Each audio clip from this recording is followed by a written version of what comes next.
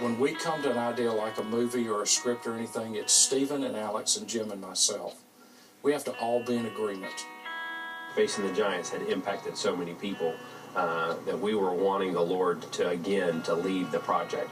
The Lord had pressed on me to focus on marriage, which is not what I was inclined to do. We prayed about the content. We believe that marriage is under attack in America today. When he brought the initial idea of the love dare and a story that would follow a man going through the love dare, there was a sense of rightness about it. When the husband realizes that he has not been loving his wife the way the Lord intended, he tries to win her heart back right before they get a divorce. And Caleb goes on the love dare, which is a 40-day spiritual journey of what it means to study Scripture and love your wife like Christ loved the church.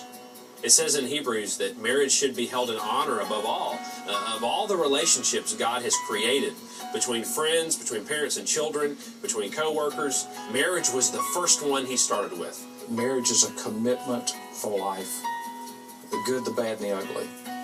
Caleb, when two people get married, it's for better or for worse, for richer or for poor, in sickness and in health. I know that, but marriages aren't fireproof. Sometimes you get burned.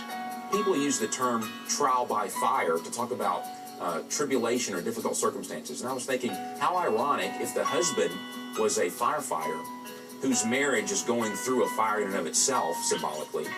And although he puts out fires everywhere, he can't figure out how to put the fires out in his own marriage. First time I read the script, it brought me to tears. Everything about it mirrored either part of my life or part of another guy that I'm close to in the fire department. Catherine and I were in love when we got married, but today, we're two very different people, all right?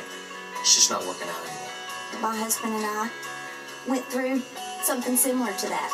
That's one reason why I've been so for this movie, is because a lot of people need to hear what it's, the message behind it. People don't get married because they hate each other. People get married because there was a spark of something that was special, and they decided they wanted to live the rest of their lives together.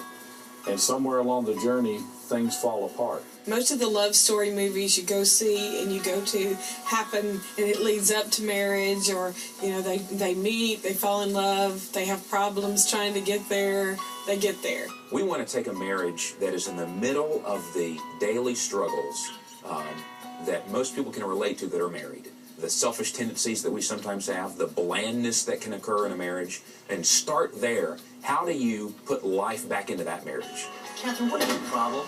Did I offend you by walking in the door this morning? We have things in our house that need fixing. Like what? The back door needs to be painted, the yard needs better landscaping, and I keep telling you I want to put more shelves in the closet. Those are called preferences, Catherine. Those are not needs. We've had people in the prayer tower praying for us at a time in our marriage early on when we were having some issues. And it was just a wonderful recommitment to Christ that kept us together. Couples struggle with the same things all over the world. They don't know how to communicate. They don't know their roles. They don't know how to love one another unconditionally. At some point, they quit talking. They quit communicating. They quit sharing, this is how I feel. This is what I think. You know, I've got all this pressure on me, and the only thing you ever do for anybody is for yourself. Let me tell you something. You don't know the first thing about pressure. All right? You think I put out house fires for myself? You have no idea what I go through. Oh, yeah, but what do you do around here other than watch TV and waste time on the internet? When a woman has been just wounded over and over and over again, at some point I think she starts to let it hurt her less and let it anger her more. Men are notorious for pursuing their wife's heart, learning about her as they're courting her, and then once they have her, they then move on and become infatuated with other things. A husband is to represent Christ to his bride. He is supposed to lay down his life for her. The Caleb character in this movie is selfish. He starts the love dare. He could care less. The only time his heart changes is when he gives his heart to God. You know, if I had have had the love dare 15 years ago, probably I wouldn't have got divorced, you know, for the very same reason. I didn't have that material to work by. I didn't have that message in a book that I could go through 40 days and win the love back of my wife. Just like we don't deserve God's love for us, our spouse doesn't always deserve love. But you still love anyway. What we do in marriage impacts the next generation and how they view commitment, how they view love, how they have hope. We hope that through Fireproof that men will see an example of leadership in the home and leadership in their marriage, and for them to have in the back of their minds, I want to do what Caleb Holt did for my wife. I want to lay down my life for her, not just if she were to be caught up in a fire, but every day in how I serve her.